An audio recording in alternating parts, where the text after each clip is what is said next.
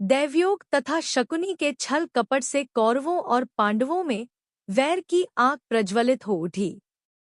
दुर्योधन बड़ी खोटी बुद्धि का मनुष्य था। उसने शकुनी के कहने पर पांडवों को बचपन में कई बार मारने का प्रयत्न किया।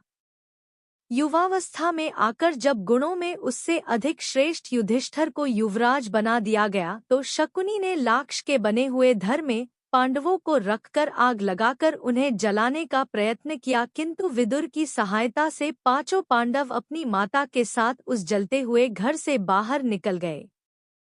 अपने उत्तम गुणों के कारण युधिष्ठिर हस्तिनापुर के प्रजाजनों में अत्यंत लोकप्रिय हो गए। उनके गुणों तथा लोकप्रियता को देखते हुए भीष्म पितामह ने धृतराष्ट्र से युधिष्ठिर के राज्याभिषेक कर देने के लिए कहा।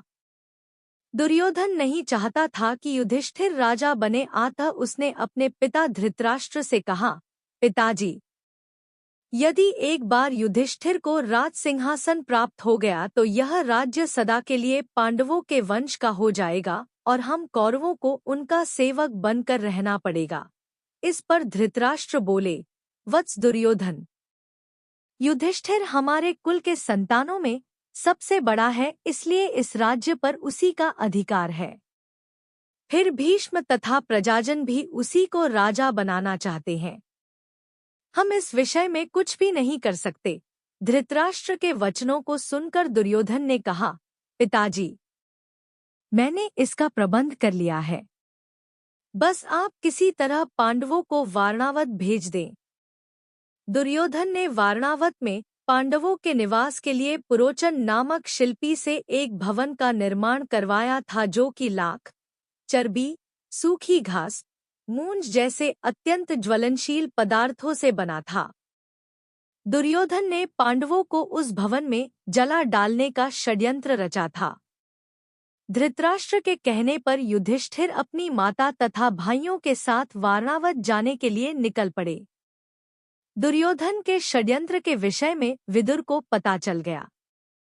अतः वे वारणावत जाते हुए पांडवों से मार्ग में मिले तथा उनसे बोले, देखो, दुर्योधन ने तुम लोगों के रहने के लिए वारणावत नगर में एक ज्वलनशील पदार्थों एक भवन बनवाया है, जो आग लगते ही भड़क उठेगा।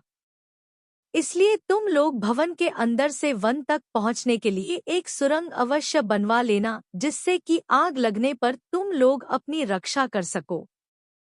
मैं सुरंग बनाने वाला कारीगर चुपके से तुम लोगों के पास भेज दूंगा। तुम लोग उस लाक्षागृह में अत्यंत सावधानी के साथ रहना। वारणावत में युधिष्ठिर ने अपने चाचा विदुर के भेजे गए कारीगर की सहायता से गुप्त सुरंग बनवा लिया। पांडव नित्य आखेट के लिए वन जाने के बहाने अपने छिपने के लिए स्थान की खोज करने लगे। कुछ दिन इसी तरह बिताने के बाद एक दिन युधिष्ठिर ने भीमसेन से कहा, भीम, अब दुष्ट पुरोचन को इसी लाक्षागृह में जलाकर हमें भाग निकलना चाहिए।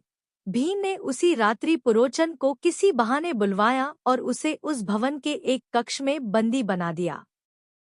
उसके पश्चात भवन में आग लगा दिया और अपनी माता कुंती एवं भाइयों के साथ सुरंग के रास्ते वन में भाग निकले। लाक्षागृह के भस्म होने का समाचार जब हस्तिनापुर पहुंचा तो पांडवों को मरा समझकर वहां की प्रजा अत्यंत दुखी हुई। दुर्योधन और धृतराष्ट्र सहित सभी कौरवों ने भी शोक मनाने का दिखावा किया और अंत में उन्होंने पांडवों की अंत्येष्टि करवा दी।